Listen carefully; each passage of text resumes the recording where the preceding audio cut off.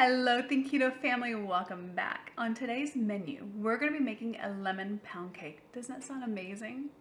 If this is your first time with us, it's great having you. Don't forget to hit that subscribe button down below and the bell icon so you don't miss upcoming videos. Let's get started, guys.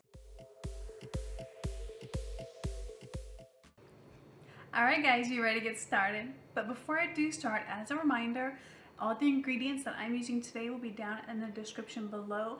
And then at the very end of the video will be a nutritional card with a macro breakdown for you to make life a little bit easier, okay? Alright guys, so for this lemon pound cake, I already have my oven preheated at 350. And then I also got a 9x5 loaf pan already sprayed with some olive oil cooking spray. Alright, that done, let's get cooking, guys. So we'll start off and I'm going to be mixing together my sweetener. I got 3/4 of a cup of stevia here. I got 4 tablespoons of butter. It's supposed to be softened, but I didn't have time to soften mine today, so I just stuck it in the microwave for 20 seconds. So it's a little melted, but usually that doesn't cause a problem when I'm baking. Now, if I'm wrong, I'm sure y'all tell me about it in the comments below, but I haven't had any issues with it. All right, and I got 4 ounces of cream cheese, similarly softened in the microwave for about 20 seconds. And the last ingredient I'm adding right now is a 1/4 cup of sour cream. All right, now that I got all those in there, I'm going to turn it on and I'm going to mix it up until it's a pretty light and fluffy mixture. Being that I got that stevia in there, which is very powdery, make sure you start off really slow with this until it gets pretty incorporated, otherwise it'll poof out and give you a cloud of sweetness in the air. All right, so those are nice and well blended together. So what we're going to do now is I have the zest from a lemon here. I got the juice from that same lemon. And 1.5 teaspoons of lemon extract. Excuse me. 1.5 teaspoons of lemon extract here. And we're going to do the same thing. We're going to mix all those together. Alright, that's well combined. So what we're going to do now is we're going to add 4 eggs in. I know that bowl's a little big for 4 eggs, but I was running out of bowls. Alright, we're going to mix those eggs in. Alright, last 2 ingredients that we're going to mix in is I got 2 cups of almond flour sifted here. Don't forget guys, always sift your powders and your flours. You don't want any lumps in this.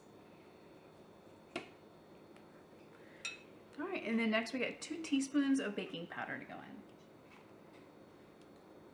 That's it. Let's give one last mix. Make sure you scrape down the sides and the bottom as needed so you don't have any ingredients left unincorporated. Alright guys, that all mixed together. I went ahead and took my paddle out. Now it's time to put it in our pan.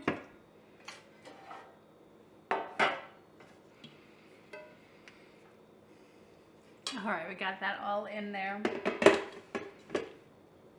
So what I'm going to do is I'm just going to tap this a little bit to kind of get that batter evened out on there.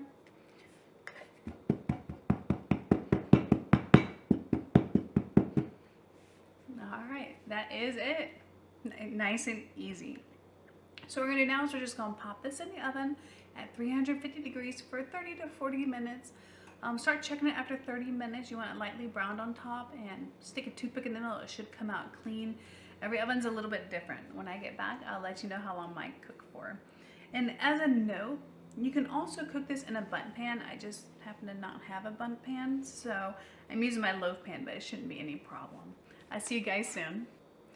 Alright, lovely. And it just came out of the oven and it looks absolutely beautiful. It just barely started to brown a little bit on the very edges and some of the highest spots. I stuck a toothpick in the middle and it came out clean, so I'm calling that done.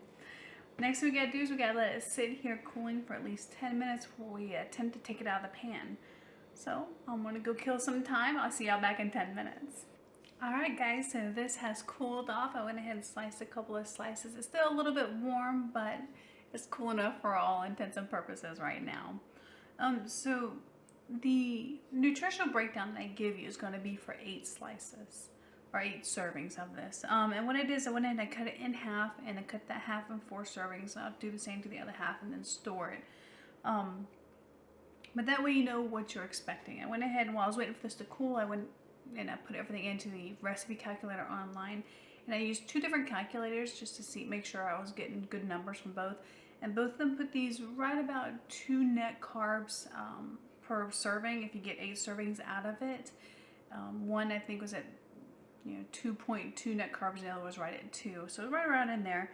Again, I always encourage you to do your own though, just in case your ingredients are a little bit different from mine. This bread is so good. It's not dry. It's nice and moist feeling on the inside. Still steaming a little bit.